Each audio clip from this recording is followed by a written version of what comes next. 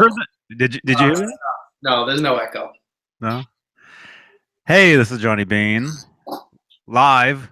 I heard an echo. 5:08 p.m. Pacific. 8:08 Rob Johnson time. Hey, this is Johnny Beane. I already said that. I heard an echo. I'm really hearing an echo now. Pacific. 8:08. Not even moving Rob his mouth. Johnson time.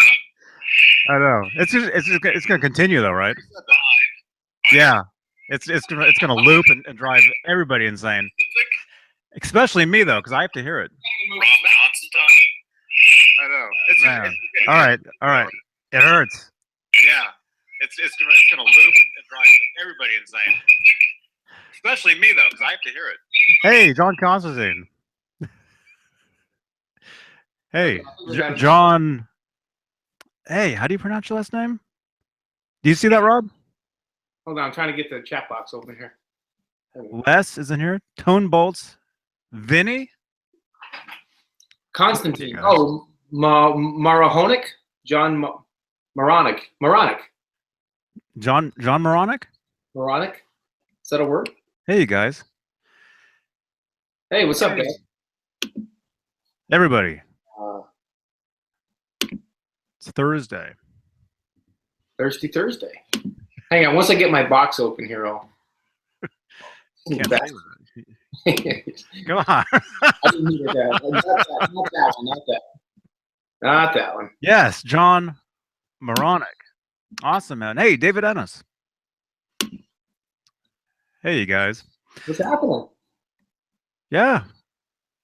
We're doing a Thursday. It looks like Rob is here. There we go. Now I got it. He's got some stuff he wants to share, I guess. I don't like to share. You don't like sharing? How's everybody doing? Hey, Johnny. Hey, man. I'm good. I'm having my my tea. Cool. Me too. Thirsty Thursday. That's right. That's right. Hey, Frank C. Yeah. Hey, what's up, Frank? Yeah. So what's new, man? When's the last time I saw you? I don't even. About a week and a half ago. We did a hangout about a week and a half ago. You and Dave. And hey, Dave, how you doing, buddy? If you're watching, hope you're having a good night, and everybody else out there, all of our friends. Hope everybody's doing well tonight. Good. Yeah, not bad at all. Pretty good day. We got a busy couple of days. The next 2 days at work. It's parents' weekend, so it's going to be a long day tomorrow, and I got to work Saturday. But Sunday I'll have off. That should be pretty relaxing, so not too bad. But yeah. Cool. Hey, Stefan. Sinner, what's up, Sinner? Stefan? Frank C. Pulled out a interesting guitar today. It's actually for sale on eBay right now. It is my 83 B Series Kramer Pacer with EVH original brass Eddie Van Halen Rockin' Jerk bridge. It's got the original gold Godos. It's just a great guitar. Like I said, it's B Series neck plate, and really, really cool guitar. Really cool. Like I said, it's got the Rockinger on it, which is really pretty cool. I mean, I like the Floyds better, but it's really rare to find the Rockingers. And for those of you that don't know, I posted it on the Van Halen links. It's a great playing guitar. It's got great action. The neck plays like butter. The reason that I'm actually selling this guitar is because, and for those of you that have a keen eye, you'll know what I'm talking about here. I was able to score. We got a really good deal thanks to Mr. Nesdahl, who set me up with a gentleman. Whoops, hold on. I gotta find it here. Was able to find this guitar right here. And if you guys take a really close look at that, you'll see exactly what it is.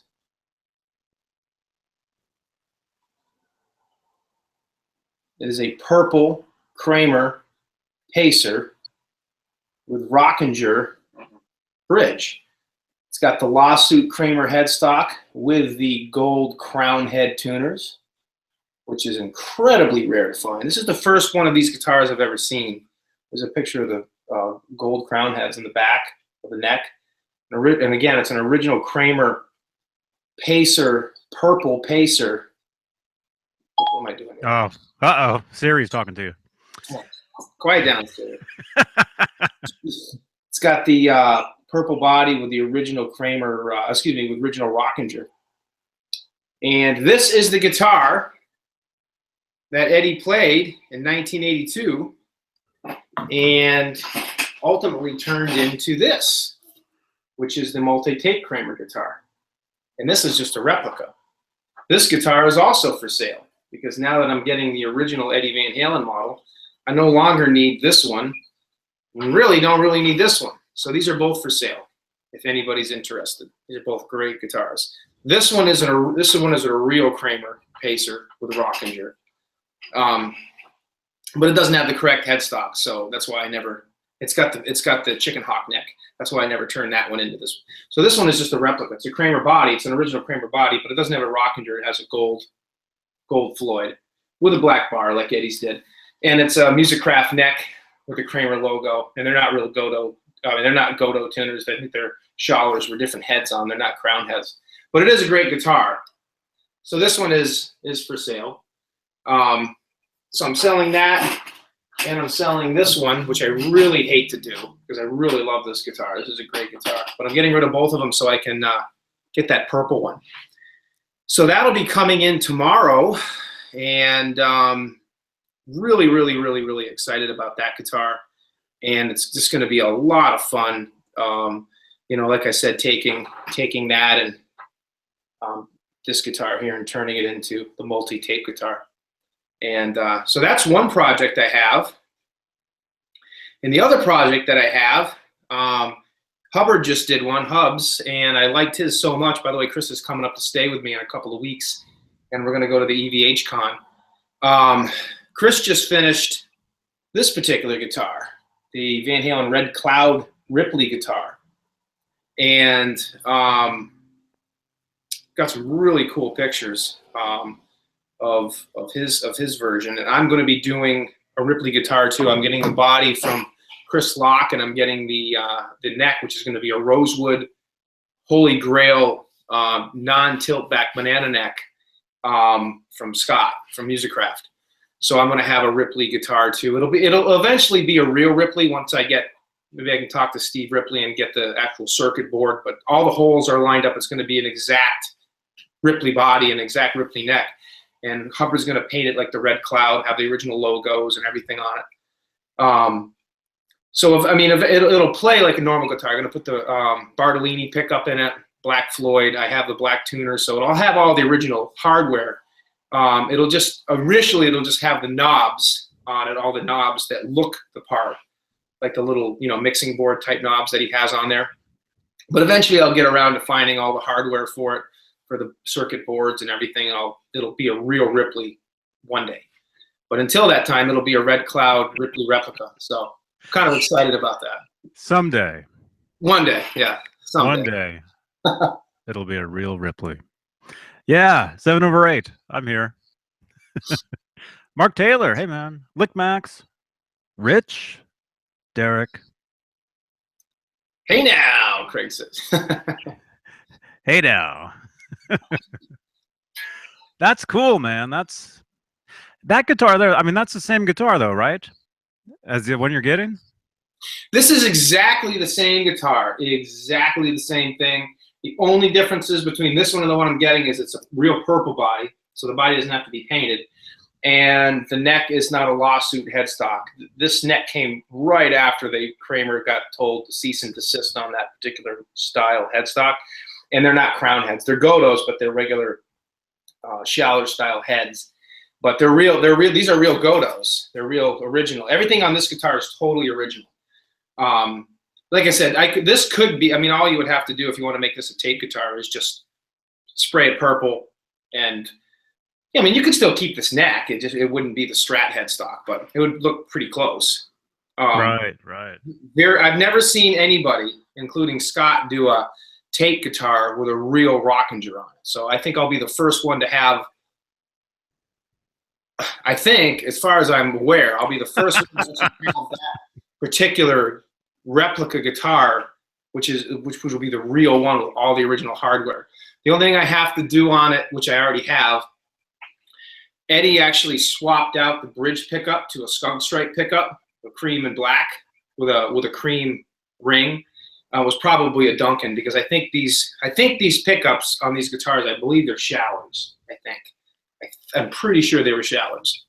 But other than that, that's the only thing I have to do. And Eddie had to do that on when he got it too. It was when he originally had it, when he played with, was it Holdsworth at the Roxy? Yeah. It was in the exact state that the one when I get it tomorrow is going to be, and it had the black pickup and didn't have any tape on it yet. Have you seen those pictures? Yeah. Do you have all those? Yeah, I have.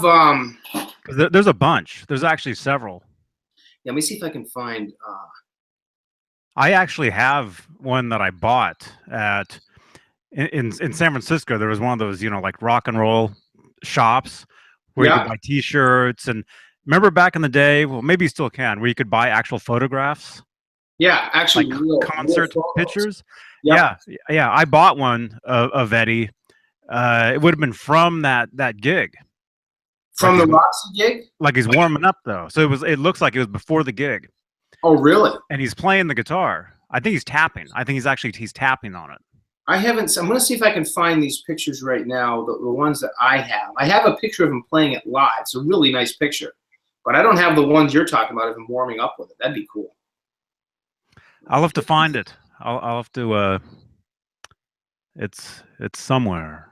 He had a piece of tape over the Kramer logo, I think, at the time, didn't he? Yeah. Because he wasn't officially endorsing Kramer yet. Hey, Brent. Brent Xerox is here. Yeah, great pictures earlier, Brent. Cool. All dressed up. Where's that picture? Bear with me, guys. I want to find this. It's a really cool picture. Guitar Wannabe. Mark Taylor.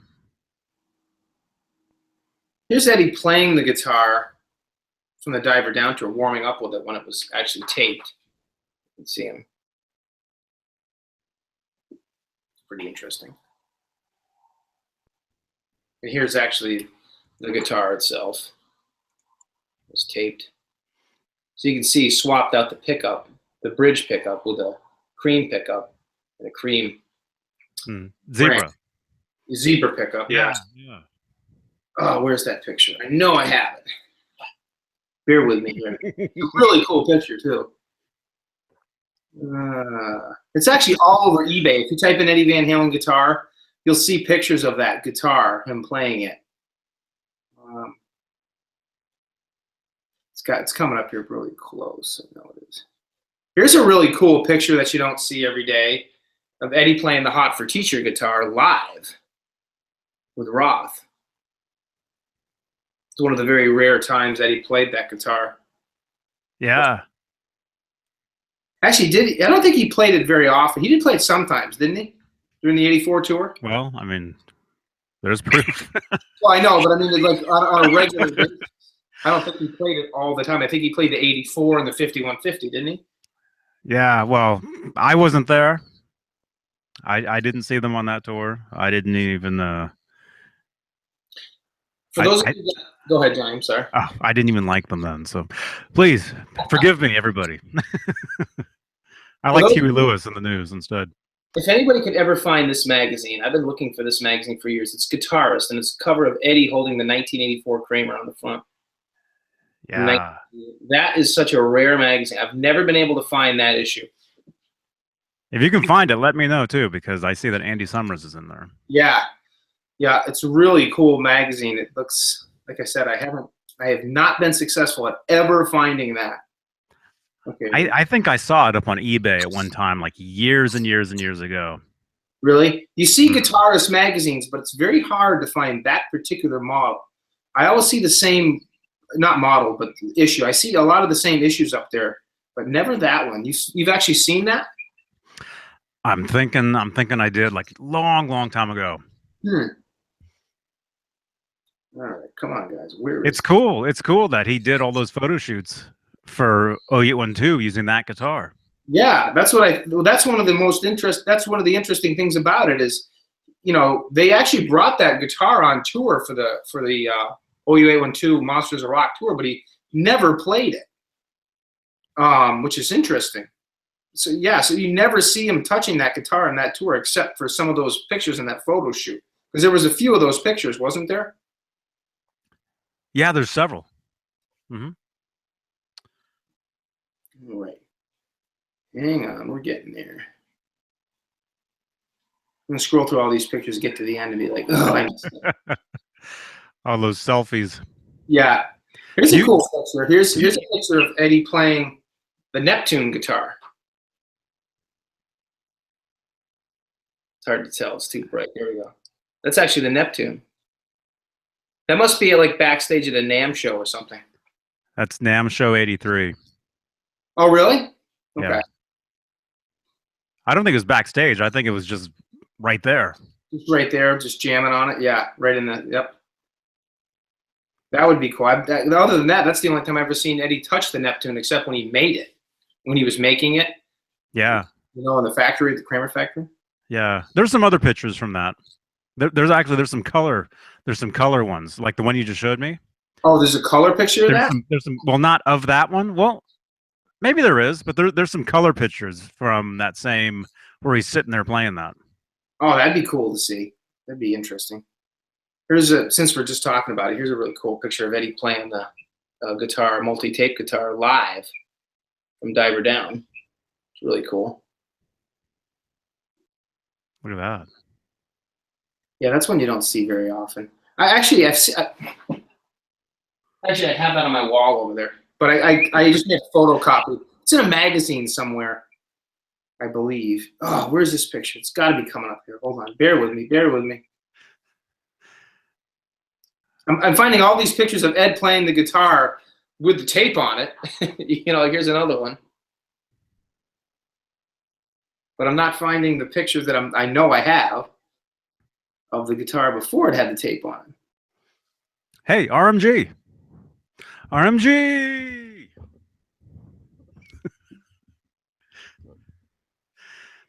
Okay, here's another cool picture of Eddie playing a white Kramer, exactly like this one, with a Rockinger on it, in the black bar. Really, really cool. Kind of neat. So you can tell these particular guitars with the Rockingers, Eddie was just about to start using that as the official Eddie Van Halen tremolo with Kramer. And then for whatever reason, he just went away from it. Now here we go. This is not the one I'm looking for. These are not the droids you're looking for. But there's Eddie and Alan Holdsworth, and Eddie's playing the guitar.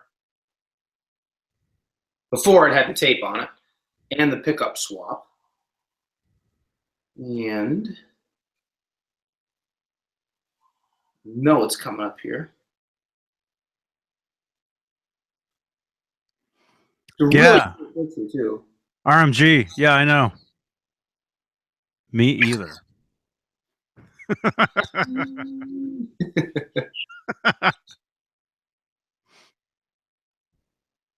So what's up with you, man? Oh, dude. Yeah. Woke up this morning. Yep. To just smoke. Just the smell. You've heard the fires. Yep. The fires up north. How close are they though? They're how far is Napa from here? Maybe I should ask Siri. Probably 4 hours. Oh, really? And you can still smell the smoke all the way down there. Yeah. Oh man. Woke up this morning. It was horrible. The smell. Oh, it was Really bad. Yeah, it's terrible. I'm sure most of you guys, if you're watching this, you've probably seen on the news about the fires up in Napa and Sonoma, and That's crazy. it's yeah, yep. Yeah, it's how are they doing with that? Are they starting to get it under control? I mean, are they starting to? Well, last I heard, well, they've been fighting it, but yeah, there's pictures online that are where whole just neighborhoods are just totally just gone. Yeah, that's what a shame. What an absolute shame. So sad. Yeah, and I know a lot of people that either live up there or live close. Yeah. So on Facebook, I'm seeing all this all this stuff. But anyway, yeah, woke up this morning. The smoke had made its way down here. Had to shut all the windows uh, and then actually, here's something. Our neighbor last week, our neighbors either mistakenly or on purpose stole our trash can. Really? That sounds lame. I don't know what they were thinking, but they took our can, and we figured out who it was because the only can that was left was theirs because it had their address on it, right? Yeah. So basically, we waited until um, today, and I ran down there and grabbed our cans and came up. So we got our cans back. Thieves. Yeah, I know it sounds weird, caring about a trash can, but their cans were nasty, man. It's not weird. Ours are brand new. Ours are Yeah. brand new because somebody trashed our cans actually. Uh, they line up on the street, and somebody kicked them over, and they fell into like a little like a canal, Oh, God. and got busted up, and Somebody yeah, trashed your trash cans. yeah, yeah. So we had to get new ones. Hey, Jared. Hey, Jared, how are you doing? Hey, Tubin, thanks again for the picture yesterday. Sorry, I didn't even make the connection. Yesterday, Dave and I were talking about the Kramer 5150. Why were we talking about that? Oh, the headstock, the break in the headstock, and we were looking for pictures of it. And Tubin messaged me a picture of it, but I didn't realize that was him or that he was sending it. So I didn't see it till like later, much later, and made the connection that he had sent it while we were, on here. He sent you a picture of it while it was broken? Well, no, while we were trying to find the picture. No, I know, but like he sent you a picture of the headstock when it was broken before Music Man repaired it? No, just this one. Just Oh, yeah. just a recent, somewhat recent picture. Right. Yeah, that's pretty cool. Yeah, that's something. It's that neck. I remember when Eddie went with Music Man. I have an article where Eddie said he was really angry at Music Man because when they repaired the headstock, they also cleaned the neck and they scrubbed all the dirt and everything off of it. And you can see pictures of it with the headstock, where the fretboard is just like immaculate, clean. Was that a Guitar World? Might have been, yeah. It was Guitar World or Guitar One, or I remember an interview. yeah. From was this when the Music Man first came out, or I'm thinking somewhere around Balance. Yeah, it was around that time frame, 93, 95, the Right Here, Right Now, the Balance tour. And Eddie's exact words were, I almost wrung their necks when I got it back because they cleaned the headstock. That's what he said. And I thought that was funny, because it just goes to show. I mean, here's a guitar company that's like, oh, let's do this guy a favor. That neck's nasty. Let's clean that neck up for him. And he's like, because Eddie always loved it that way. It's the natural oils and everything, Yeah. And if you look at the neck now on that guitar, I think it's still pretty clean because he, obviously doesn't play it like he used to, But yeah, well, I don't think he played that neck for a long time because that guitar had a couple other necks on it. Well, when you saw it, you actually saw him playing that guitar live. Yeah, I saw him play it live in 04, right up close, and that's when he had the Charvel Strat headstock on it. Yeah. Yeah. And it was so cool seeing that guitar. It really was. I mean, it was surreal. But I remember saying to myself, "Oh, I wish they had the original neck on it." And now that neck's back on it, Mm-hmm. But Nesdal says a lot that the guitar right now is like unplayable. He said the guitar is in really, really rough shape, which is interesting because you wonder, if they ever are gonna. I mean, I'm sure they could do some work to it and bring it back to life. I mean, you'd have to, fix cracks and bows or whatever. I'm sure there's a way to make it playable again. But, well, what he probably means by that was, I think the neck pocket had to be widened at one point to put those other necks on it. Right. So you'd have wider. So to put the other neck back on, you wouldn't have can I say this? A tight fit. Right. Yeah. Yeah. It'd be kind of wobbly in there. Yeah. Yeah. So maybe that's what it is. Maybe. Well, you put guitars together. If you put a neck on a body with a neck pocket that's too big.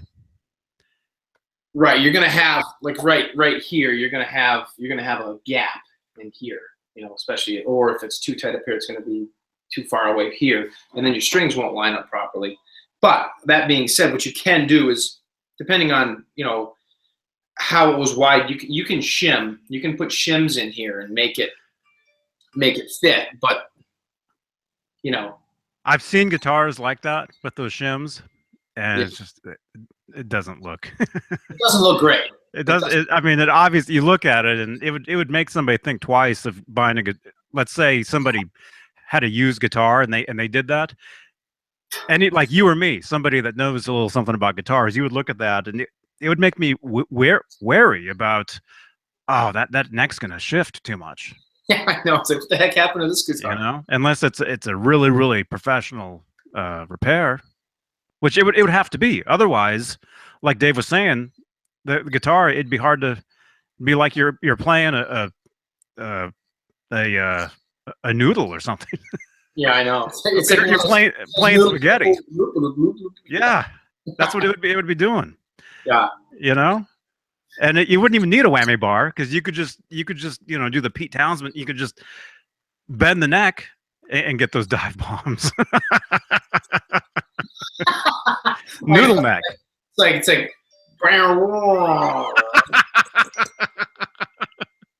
They should make a guitar like that where the neck goes like this.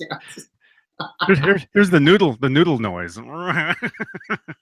Hey, do you guys got any of those electric guitars for sale with the noodle necks on them? Yeah. Noodle neck. That sounds like an insult. So I know. Yeah, I can think of I can think of other names that sound familiar to that, but hey, John B. L 5150. Hey, thank you very much. Thank you for joining us. Yes, Zach Moon, that's correct. Yeah, that's a Kramer 1984. Back there. Citizen Kane, yeah, that's I know what you mean. I have that manual too, where Eddie says he doesn't clean it, he just plays it, And there's also a interview, not recent, but back from like 2008, 2009, where Eddie was interviewed on the new EVH Wolfgangs when they were first started coming out around 2007, 8, 9, whatever. And he basically says, he goes, I don't polish the bodies, I don't clean the necks, I don't do anything to the guitar except play it.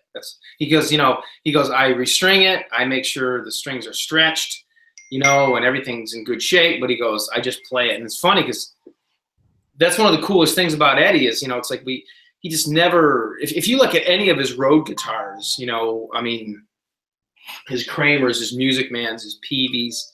I mean, I haven't seen his Steinbergers or anything up close, but, you look at those guitars and those things are just trashed.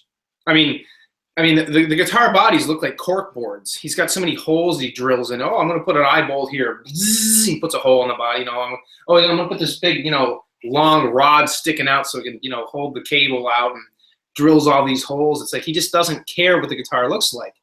And that's a true rock and roll guy right there.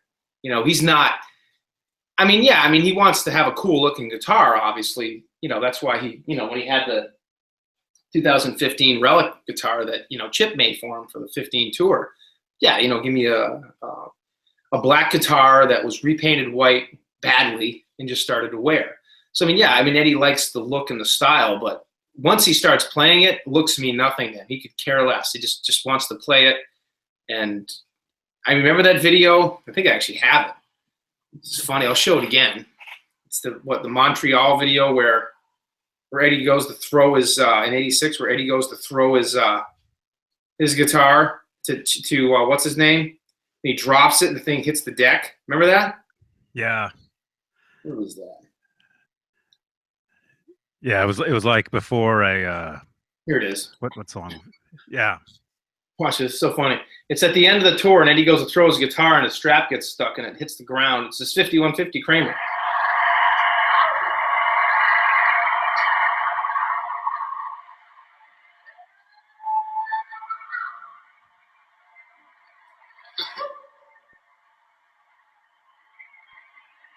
Did you guys see that, or did I miss it? We sort of saw it. Here we go. Slow motion, instant replay.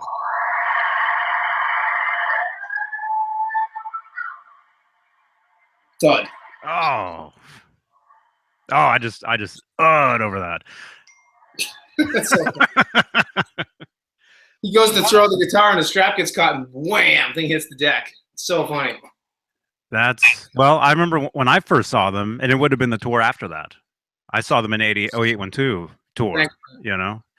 And I saw him at the end of the show take that guitar off and throw it clear across the stage, and his tech, like an arm, reached out from the side of the stage and caught it. So it wasn't even like that. It was just like it was awesome. I didn't see this, but a good friend of mine who saw Van Halen in the Wait When 2 Monsters of Rock. Well, he's seen all the tours pretty much, I think, since back to like '79. When he saw him in Wait When 2 or Monsters of Rock when they came around, I had never seen him at that time before. He remembers Eddie playing the Steinberger, so it would have been right after Summer Nights. He said Eddie just took the guitar and winged it across the stage, and the guy just barely caught it. And that was the Steinberger. How would you catch that? Because I'd imagine you throw that. I'd imagine it would start spinning like crazy. Yeah, I don't know.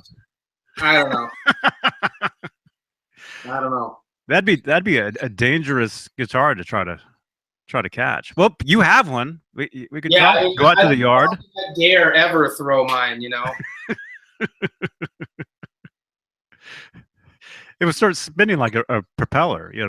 Yeah. Look out for that headstock, man.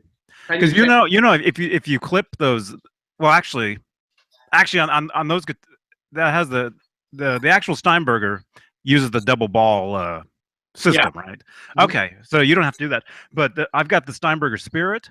Yeah. Where you use regular strings, right. and then you snip them on the top. Right. That thing's dangerous.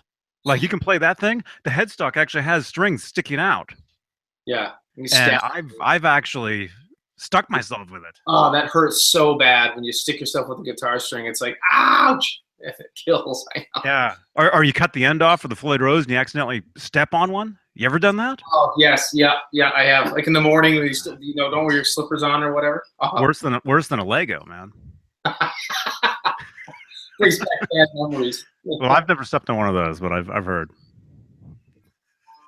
Or Howie Howie steps on my foot all the time, and his claw goes right into my toe Yeah, it about kills you. I know, all brings the you. time. He does that. He does it on purpose, though. I think. Yeah. Zach Moon, wow, did it do a backflip? He's lucky the headstock didn't break sooner. You know, it's funny, Zach, you say that because, and Citizen Kane's the same thing. I mean, if you watch that video and you roll back, when he throws it, it does a backflip and it comes down. It lands perfectly flat. It's so lucky. But you can see how the headstock broke. You know, not so many years after that. You know, Did it bounce? It looked like it almost bounced. let me see.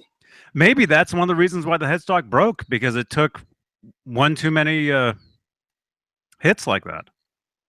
Might have. Hold on. Let's check it out one more time.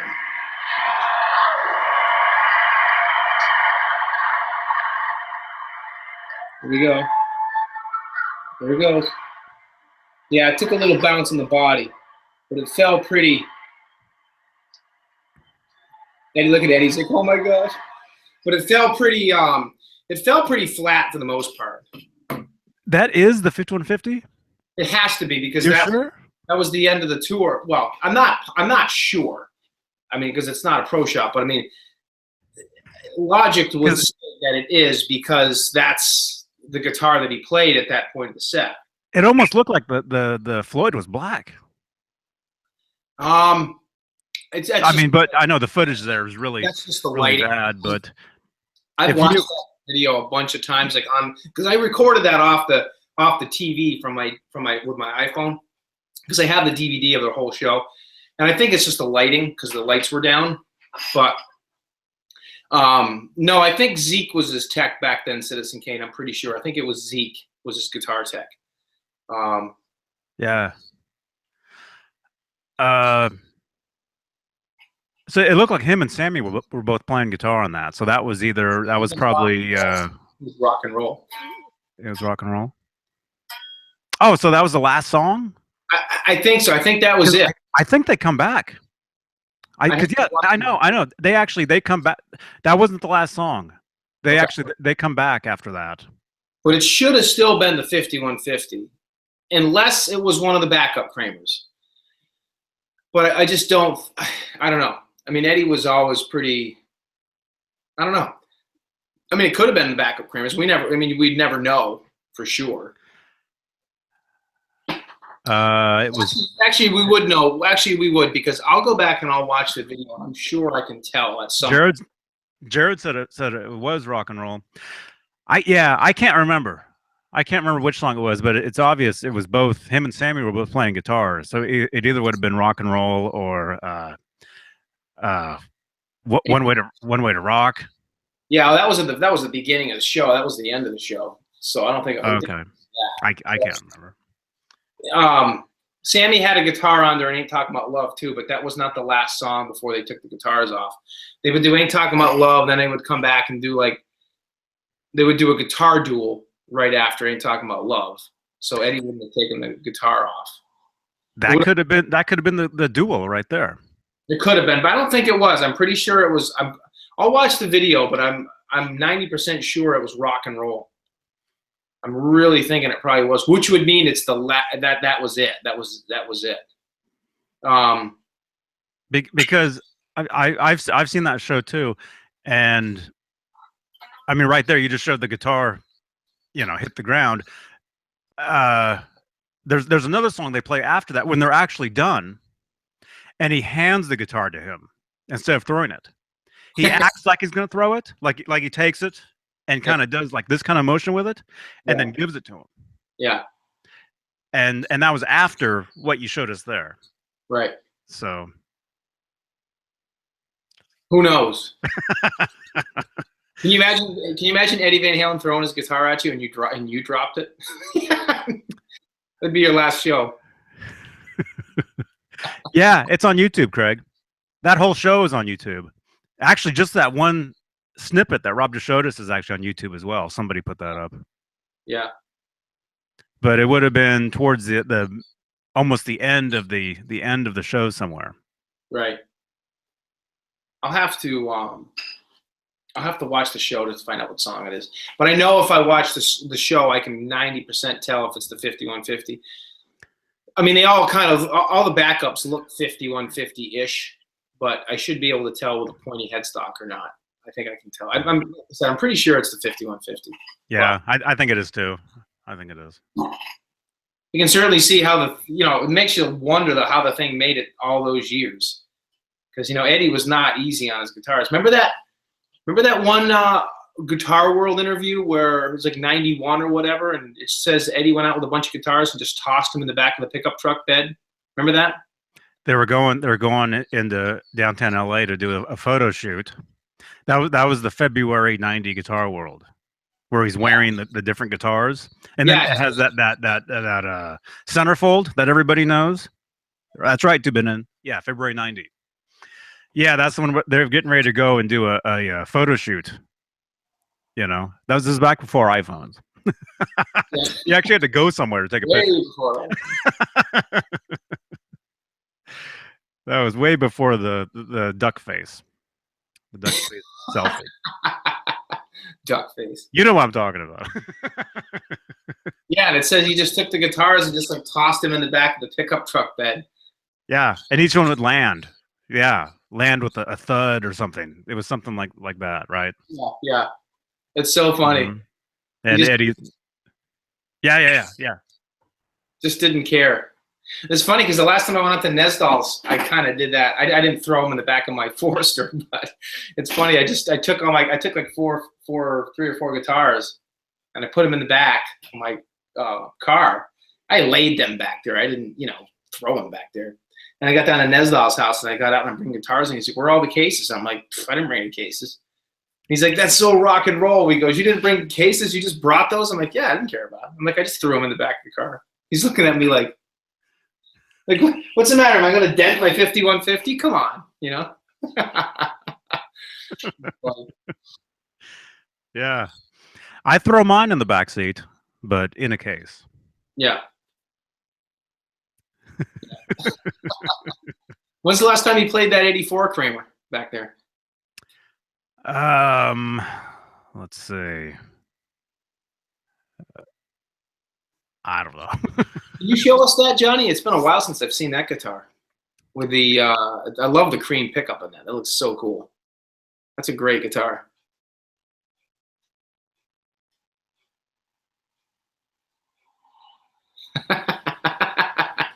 Howie! Somebody's got to send me one of those things. Not guitars, the toy. What's the back of that guitar look like? Ah, that's cool. I like that. Like this. Yep. That's cool. I love that white sticker. Yeah. yeah. It's a cool guitar. It's a Kramer. Yeah. 84. Wolfgang pickup. Right there. German Floyd Rose, brand new. MXR knob? I think so. Yeah. Oh yeah, that's cool. I love that. Yeah. The white pickup in that just looks awesome. It's really cool. Yeah. I like it because it looks different. Yep. Hey, 802 Blues. Yeah, it has a different look to it, and I like guitars that look a little different. Yeah.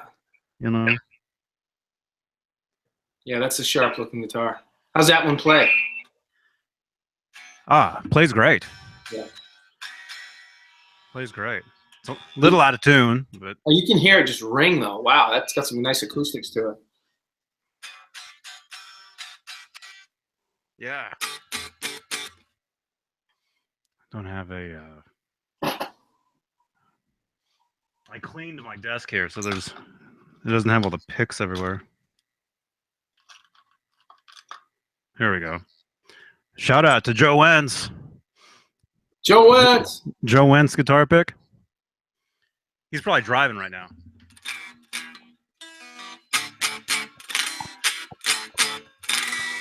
Yeah, it's out of tune.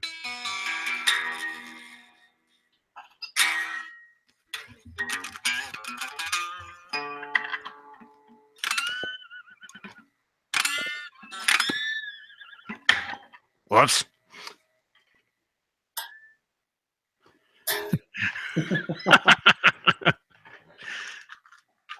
Cool. Yeah. Good guitars.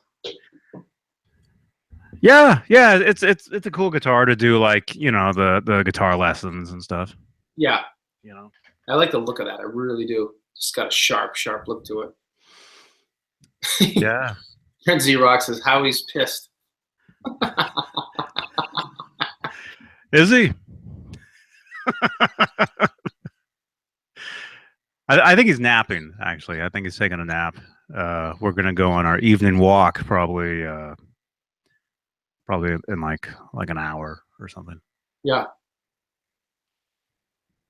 Adam, lost your connection? What'd you miss? Oh man, you're gonna have to rewind it, man. You wouldn't believe it. You wouldn't believe it.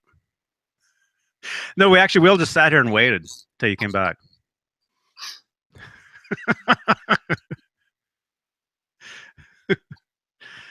Howie didn't get his walk in today. No, he usually gets his walk usually after dark when the sun goes down. It's still light out here. I don't know where you guys are, but it's about 5 to 6 out here. Hey, Frank Corcoran, right?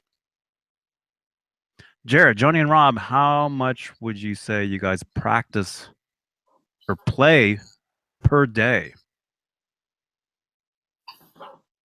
I'm kind of sporadic because I'll go like I pick the guitar up every day, but usually during the week I'll pick it up in the morning while I'm having coffee, like before work, before I go down to work out for maybe like 20 minutes, half hour, and I usually just noodle. I don't really play. I just noodle around with it and just do riffs and just just have fun. But then I might not touch it till the next day or a couple of days. So but then on like a Saturday or a Sunday, I'll play for 3 hours straight. Just jam. And I'll just sit there and have a good time. Whatever. So I'm kind of up and down. I don't really play a lot. I just got a call last week from a friend of mine who plays in a local band, and they're putting together an 80s rock band, and he wanted to know if I wanted to. They're looking for a couple of different guitarists, and they're going to do some Van Halen, some Bon Jovi, some Guns N' Roses, LA Guns, that kind of stuff, some 80s stuff, And he was like, "Hey, do you want to come join us and play some Van Halen stuff with a few gigs?" And I'd love to. So he's supposed to get in touch with me next week, and I'm going to go jam with the guys. And I haven't played live. Other than down with Pete's house, a few months ago. I haven't really played live and like officially live in about 6-7 years. But I play pretty much every day and just noodle around and have fun. And I never really practice. I'll play scales and stuff sometimes, and I'll work on different riffs and work things up. But usually when I pick up the guitar, I just play and I have fun and I just noodle. That's what kind of keeps me limber, I guess. But I pretty much play every day. I just, sometimes it's 20 minutes, sometimes it's 3 hours. It kind of depends, Yeah. How about you? Yeah. For me, I'll pick up. The guitar is leaning against the couch right now. It's off camera, you can't see it, but Yeah. a lot of times I'll just pick up a guitar and just sit on the couch and just, what'd you say, noodle? Noodle. Yeah. Noodle around. Noodle. Pencil. Noodle neck. Uh-oh. Hold on, I'm just gonna send a message. Okay. Keep talking. Yeah. Generally when I pick up the guitar, it's usually most of the time I'm coming up with ideas. I'm writing stuff. Yeah. That's what I'm doing. And a lot of the times I don't even plug in. I'll pick up the iPad. Where is it? I've got an app on my iPad where I have like a multi-track studio on the iPad. Mm-hmm. And I'll open that up and I'll be laying down ideas just with an electric guitar, just acoustically on the couch. Right. That's most of what I do most of the time, just to put ideas down. That's when you're like writing like when you're just Right, writing. right. Yeah. That's these days that's really why I even play, is to write. Yeah. You know, just to come up with stuff, and my own stuff. Um, Also, but I do learn. I do learn other songs because I do play, and I play in this one group up in Oakland, and they'll get a gig, and they'll send me a message saying, "Hey, are you available to play this gig on this day or whatever?" And I'll be like, "Yeah," and she'll send me a set list of songs, and this is a singer songwriter, so most of the songs are her original stuff, Right. and And some of them. like, do you have to go rehearse with them at all, or you just show up and do the gig? Usually we do like 1 or 2 rehearsals, Yep. and we'll do that actually in their living room in Hmm. Oakland, and I'll actually take the Roland Microcube or whatever it's called, the amp. Yeah. I'll play through that, and that thing's perfectly loud enough and fine for a living room Oh, it's awesome. uh, rehearsal. And this is with real drums too. But we don't play super loud because it's not even really super loud kind of music. Yeah. That particular group. Yeah. Uh, but so I'll either learn those songs, or most of the time I've played them before. So I've got like charts that I made up. Hmm. You know, a music stand. Yeah. I put a tie on. Yep. Bow tie? Yeah. A bow tie that spins around. That's what the Steinberger looks like when you throw it. It looks like a bow tie spinning. Jared Cross says he's in the same boat. He doesn't usually play live, and it's funny. I actually played. It wasn't a big Van Halen tribute band, but about 10 years ago, there was a small Van Halen tribute band that I played, and I was on guitar. I had a guy lead singing, a guy playing bass, and a guy on drums, and the guys were actually really good.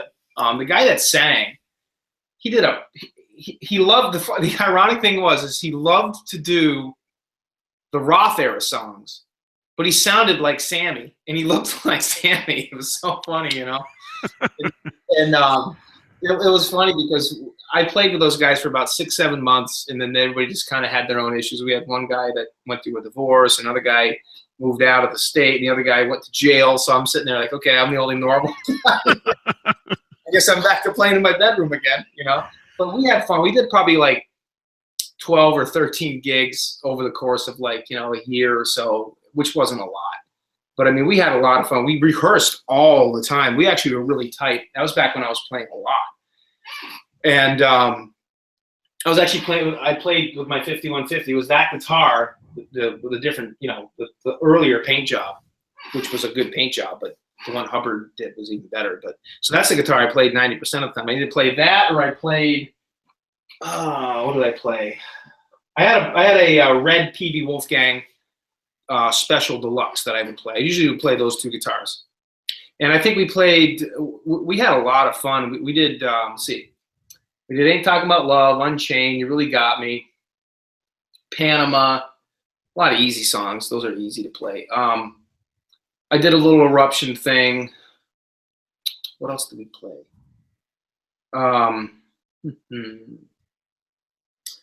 We actually did Pretty Woman. Did you guys have a MySpace? No. Well, those guys might have. They might have. I still have video of that. Dance the Night Away. It was all Roth stuff. I used to want those guys to play Sammy stuff, and they never would do it. I think one time I convinced them what to do. We did Summer Nights, and we did Good Enough. But I wanted them to do 5150 and a lot of those songs, Pound Cake, Judgment Day, and those guys. We tried to rehearse up Judgment Day, and the drummer just couldn't. For some reason, Judgment Day, he couldn't keep up with the. I don't know what it was. In Judgment Day, I don't even know anything about drums, but in Judgment Day,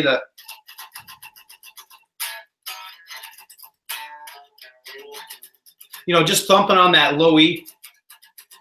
He just couldn't keep the beat with it. It just, for some reason, that just messed him up. I don't know if it was my guitar or what, but we tried to work up Judgment Day and we couldn't, and then we just ended up just doing the Roth stuff, which was fine. It didn't matter. Well, we had a lot of fun, but we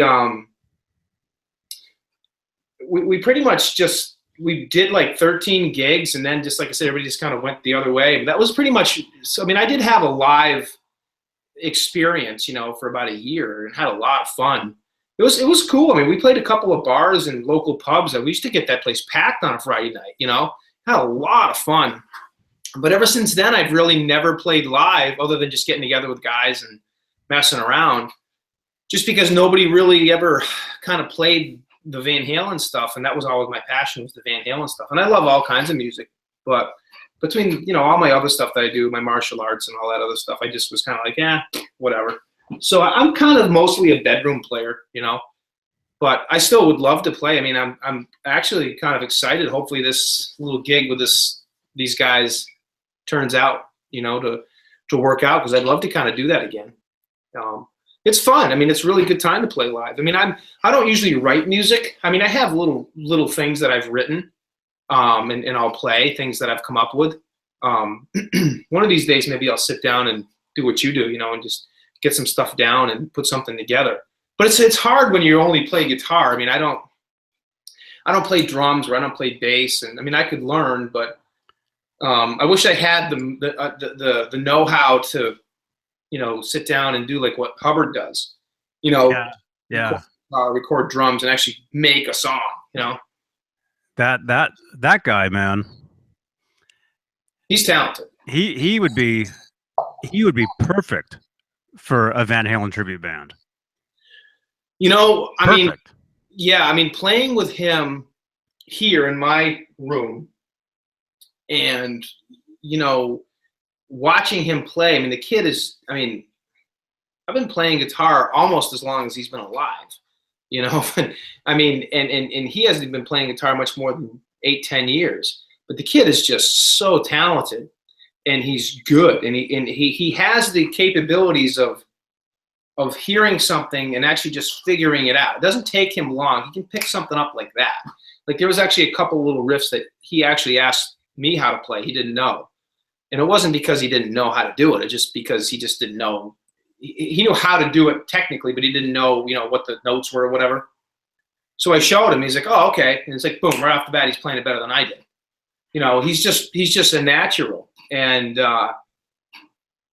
but playing live with him, I mean, that kid sat down and, when I was playing Summer Nights on my Steinberger, he's playing drums. The next thing you know, he's playing Judgment Day, and Pete's playing drums. And then Nesdall's playing guitar, and Hubbard's back on drums, and then I'm playing guitar. It's like he's just he can pretty much fit in any type of a situation, and he's just ready to go. The kid's really talented, And it's funny because most kids his age aren't into that kind of music, 26, 27-year-olds. They're not. I mean, so actually, I shouldn't say that. A lot of them are today, because Van Halen's like a classic rock band now, Yeah, I know what you mean, though. Yeah, that age. Yeah. But what are they into? I don't know. What's even Well, I mean, most of the guys that I know, because I mean, I'm friends with people in there from 25 all the way up to 50. I mean, and then whatever. I have a very wide age group of friends, but most of the younger mid-20 era people that I know, they're all into the new age kind of rappy rock pop stuff, which I do like. I mean, I like that kind of music. I listen to that.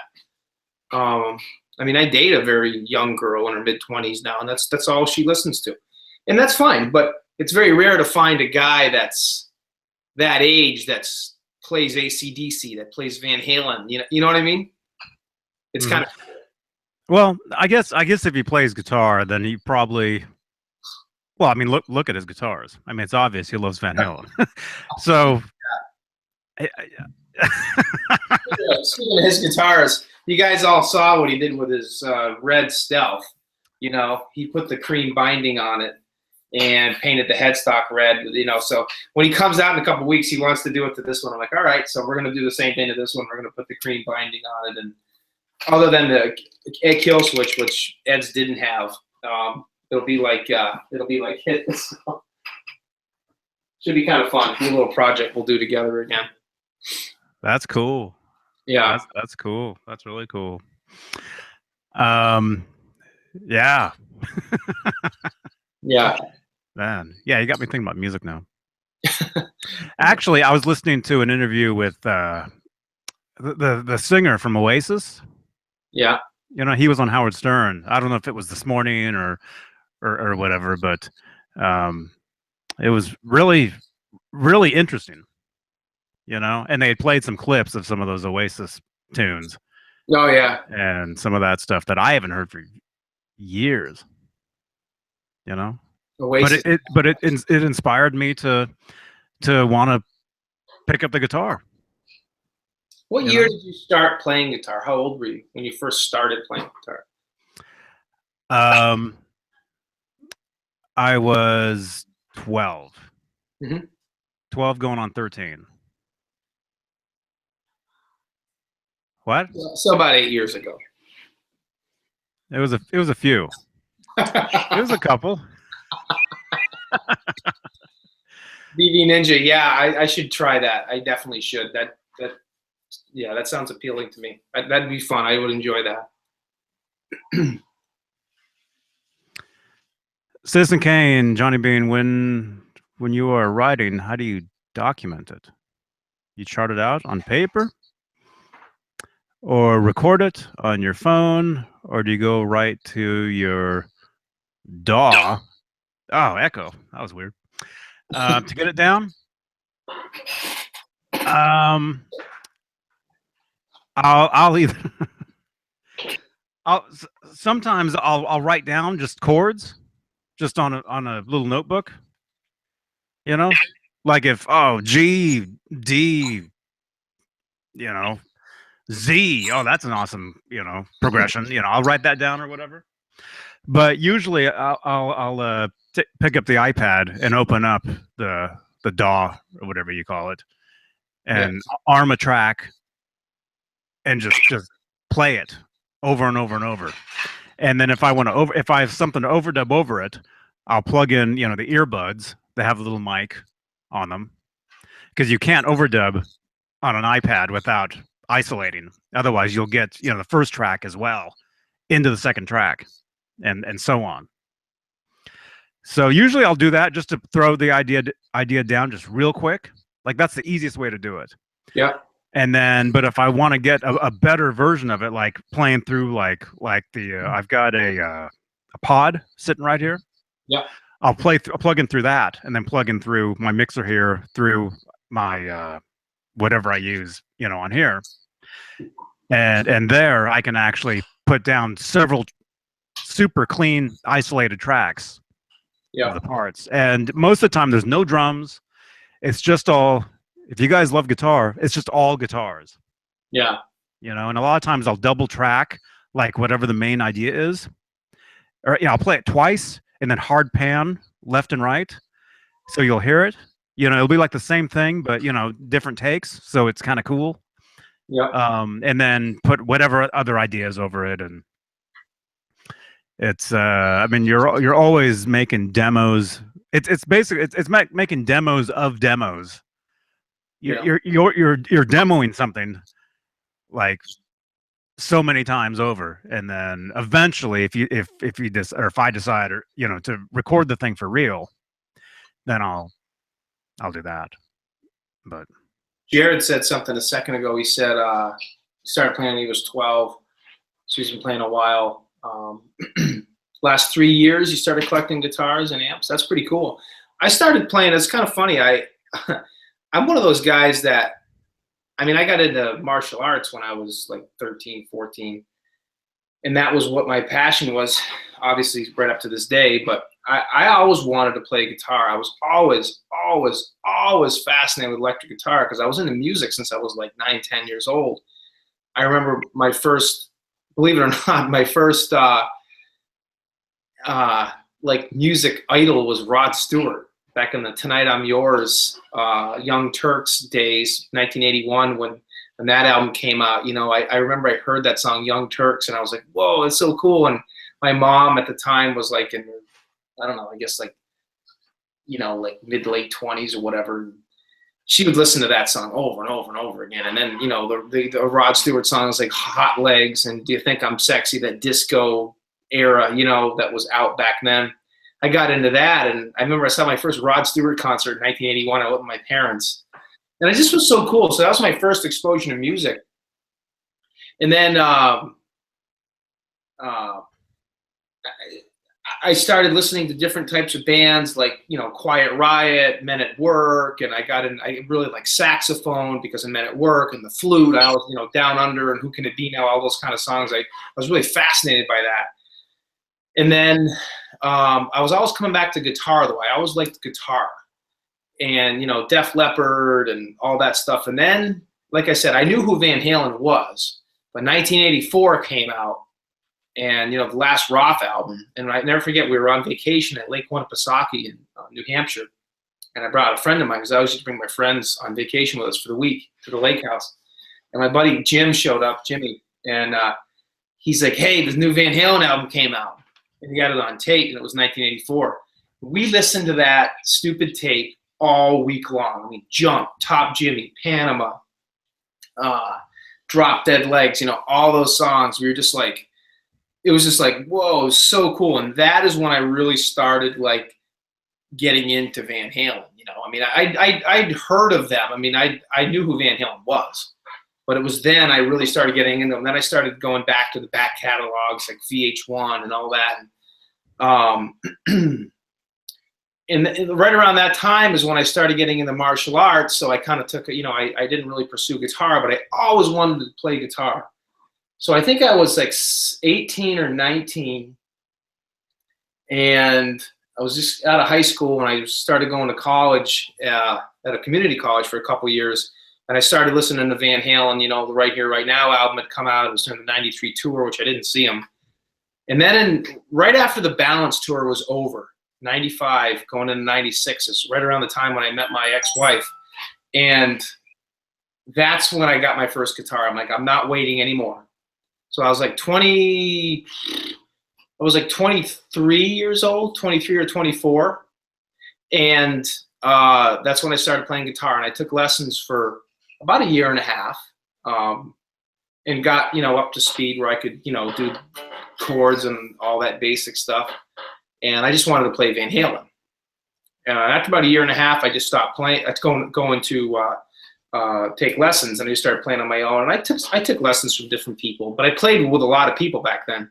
And that's when I started collecting guitars. So I've been playing for 20 years, but I kind of got a late start. I mean, a lot of you guys started when you guys were like, you know, in your early teens, 12, 13 years old. And that's so cool.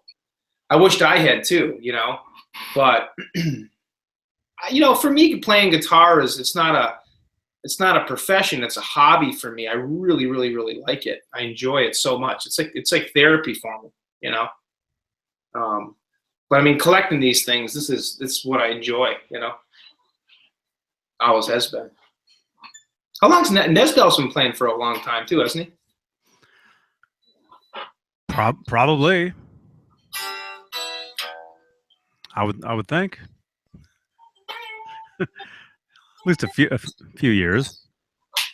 Raymond, I want to see the guitar. Yeah, this is my 1984 guitar. Johnny had his out a little bit ago. This is my 1984 Kramer. And it's a cool guitar. I've had it for a while. It's been through a couple of different paint jobs. I painted it last year, repainted it just to make it a little bit more accurate. That's cool. I like it. Yeah, it's fun. It's got the black Floyd on it with the black speed knob to be like the 1986 tour, 5150 tour. But I actually have the 1984 neck on it with the 2 stars because I kind of like that particular neck. So I kind of combined both of those eras on this guitar. So yeah, cool. Yeah, that's cool. That's cool. Yeah. I was gonna say real quick, when I first wanted to play the guitar, I didn't understand at all how people played them. I remember looking at the Hall & Oates. There's an album. There's a cover where they're either one of them or both of them. They're holding guitars on the front, and it's a Strat. I'm thinking it's like a black Fender Strat or something. And I Yeah. remember, I think I bought the tape of that. And I remember looking at the picture of the guy holding the guitar. And I remember just wondering, how do you play guitar? How do you, I didn't understand. You press down on the strings and how the strings are tuned to different notes. I didn't get any of that. Yeah. And just thought it was just, it was cool. You take lessons when you first started? Yeah. When I very first started, it was like group, like Saturday morning lessons at like a mall Yeah. with a teacher, and then he'd have like, there'd be like, I don't know how many kids in the room. I don't know, maybe like eight to 10 kids. Yeah. And I'm actually the newspaper of the town actually came and they did an article on the guitar, and they came down and they interviewed my guitar teacher. So there was actually a picture in the paper of my class, and you can see me sitting there holding the guitar, That's cool. you know. And I've got that somewhere. Yeah. Zach Moon says, Rob and Johnny, what do you think about the Signature Guitar Company, 1987 through 1990? Which company are you talking about, Zach? Signature Guitar Company. I'm not sure I understand who he's talking about. Rob and Johnny, what do you think about the Signature Guitar Company 87 to 90? The Signature Guitar Company. Is that the name of it? From 87 to 90? 87 to 90. I don't know. It doesn't ring a bell. Hey, the Vigilant.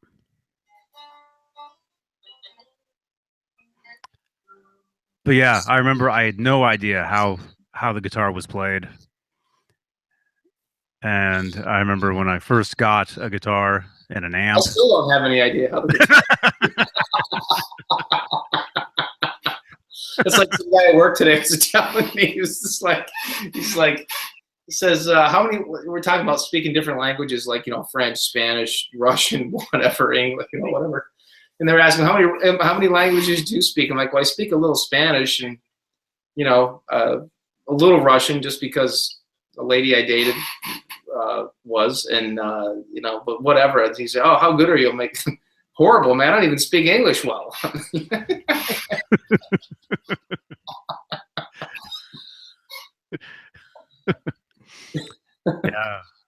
Yeah. I just remember I remember the very first time plugging in to an amplifier. Yeah, me too. Do you remember the first time? Yeah. All I wanted to get was a distorted sound. I had this clean sound. I'm like, this sucks. I couldn't say it. All I had was this clean. And my mom was right there. My mom, she was like, oh, that sounds pretty. I'm like, no, it sounds horrible. Where's the distortion? I'm like, oh, this must be a gain. And I turned it up. It's like, she's like, oh, that sounds awful. She turned that off.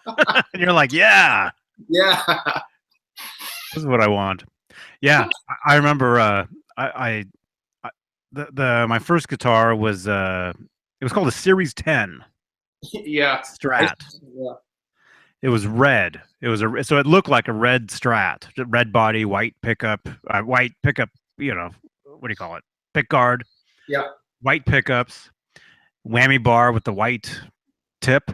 Yeah. Yeah. And I remember plugging that into the it's a crate, a small. Yeah. I don't know if it's might be a 110. I don't know if it's even a 12. Those are great little lamps. I used to have a little crate. Yeah. I still have it. Still have it, and it has a certain sound to it. Yeah. I'll have to record. I'll have to record with that amp or do a video with that and let you guys hear what it sounds like. But I remember plugging into that with the distorted channel and just being like, man, this is cool. Yeah. Couldn't even play anything. Couldn't even play, but just making those noises. I think, what was I doing? The pick scratch. Yeah. The strings. It was nothing but that. Doing that on the distorted channel. That's all it was. I remember the first thing I learned. My aunt and uncle. I'd taken lessons for like maybe 2 weeks, It's like how I describe learning how to play guitar is basically like this. If I take the guitar and I go like this, and I try to play it like this, Yeah. this is kind of what it felt like. I have no idea, So, and I'm lefty, which is funny, but I learned how to play righty because I wanted to play right-handed guitars. I was like, doesn't matter. You're left-handed? I'm left-handed. I throw a ball lefty. Yeah, I'm kind of backwards. I throw a ball lefty. I right lefty, but I golf. You're left-handed and you walk backwards? Righty. Huh? You're left-handed and you walk backwards? Sometimes, yeah. but I'm funny though because I kind of do certain things different. I'm right eye dominant, but I'm definitely left-handed. But when I learned how to play guitar, I was like, I don't know any better, so why not just learn how to play righty? It's going to be the same. It doesn't really matter. So I did, and I'm glad because all my guitars are right-handed guitars, and that's how I play. But I remember I'd maybe taken like 2 lessons, and I was still living at my parents' house, and my aunt and uncle came over one day, and what the hell's that noise? And oh, that's Rob. He's just playing guitar. He's taking guitar lessons, and I had a Fernandez Strat. Black strap, white pickguard. And my Aunt Terry came in. She's like, "What are you doing?" I'm like, "Oh, I learned how to play this. Listen to this." And this is all I could play. That's all I could play. I was so proud of myself. I could play like the riffs of, You Really Got Me. That's all I could do. Just. I couldn't even do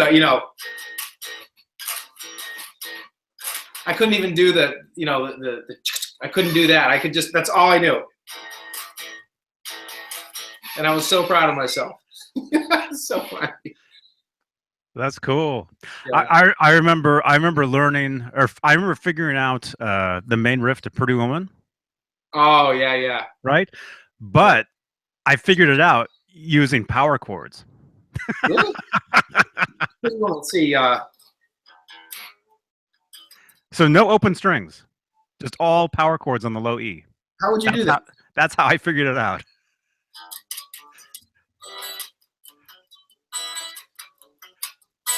How do you, on the low E power chord? Yeah, try to play a power chord using the low E and a regular power chord. Try playing the main riff to Pretty Woman with that. I have no idea. I can only play it like this. That's the only way I can do it. I have no idea how to do that. I haven't played that song forever.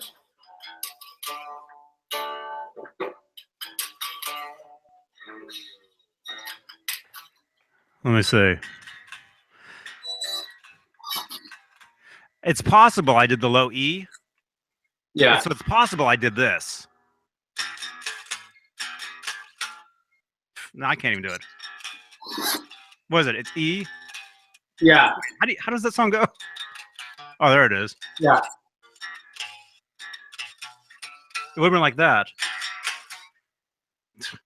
Look at this. You're talking. We look like we can't even play. There you go. Yeah, it would be.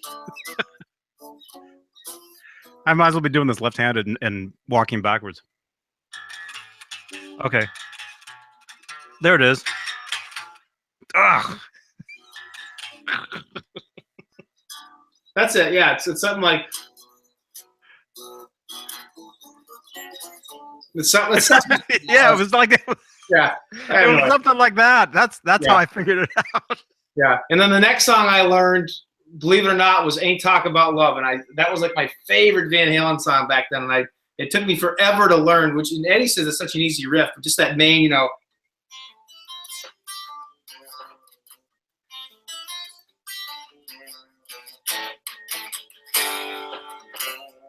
This part here is my favorite.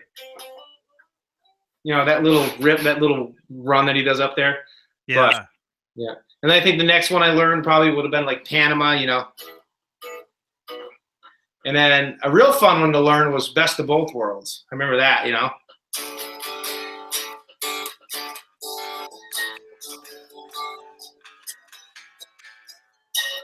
That was a fun one.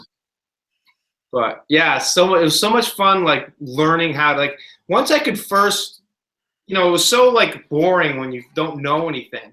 When I first started figuring out, like, that first time you got to begin to learn how to play a song, like Running with the Devil, you need the easy one.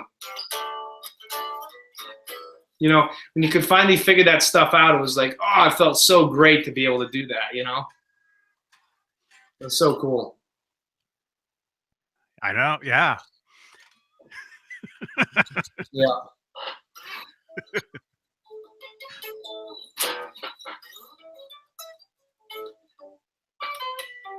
Yeah, the one song I always loved playing was Pretty Woman. Yeah. That was always the one I liked, because it was kind of similar, and you'll know what I'm saying when you'll know what I'm talking about. It was the main riff is kind of similar to Day Tripper. Yeah. By the Beatles. Yeah. Those are two riffs that two of the first riffs that I ever learned. Yeah. The like that, right? Yeah. And that's not even how Eddie doesn't even play it like that. No, he plays it different. He actually plays it like that. Yeah. But yeah, so I remember playing that all the time, and this is when I first started, right? And then that one. Yeah. That's cool. Yeah, Beatles are great, man. Love the Beatles. Yeah, me too. I haven't listened to the Beatles in a while, but yeah, definitely, Craig. Yeah, we'll trade some licks. That's gonna be fun. I look forward to the 22nd. But I gotta run, Johnny. I gotta get on a phone call before it gets too late. Oh yeah, well, it's already been too late. That's all right.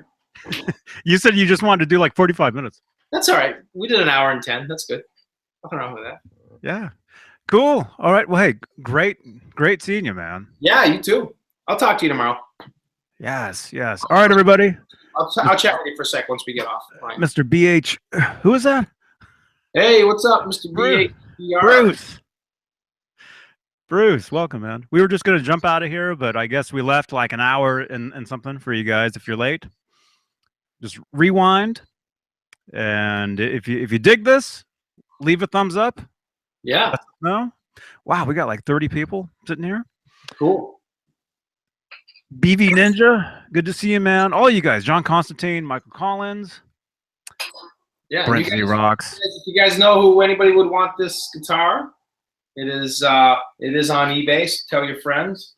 Original 83 Kramer Pacer B series, all original with original rocker. Rocking.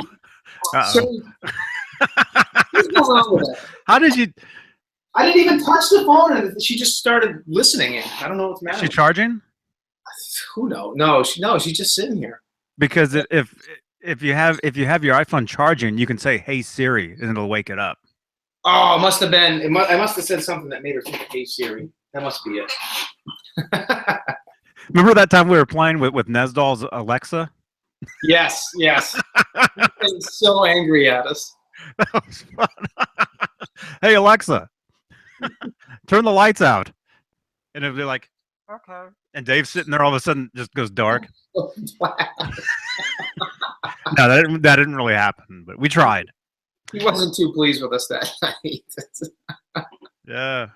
All right, you guys. Great to see you guys. And we'll see you tomorrow. I'll be here tomorrow. I don't know who's going to be here. I might be here. We'll do something. So rock on, everybody. See you guys later. Have a great Thursday. Great rest of your Thursday. And see you guys tomorrow. Thank you, Bruce Anderson. See you, Raymond. Bye, everybody. See you, Rob. See you, Johnny. JohnnyBeane.com. Bye.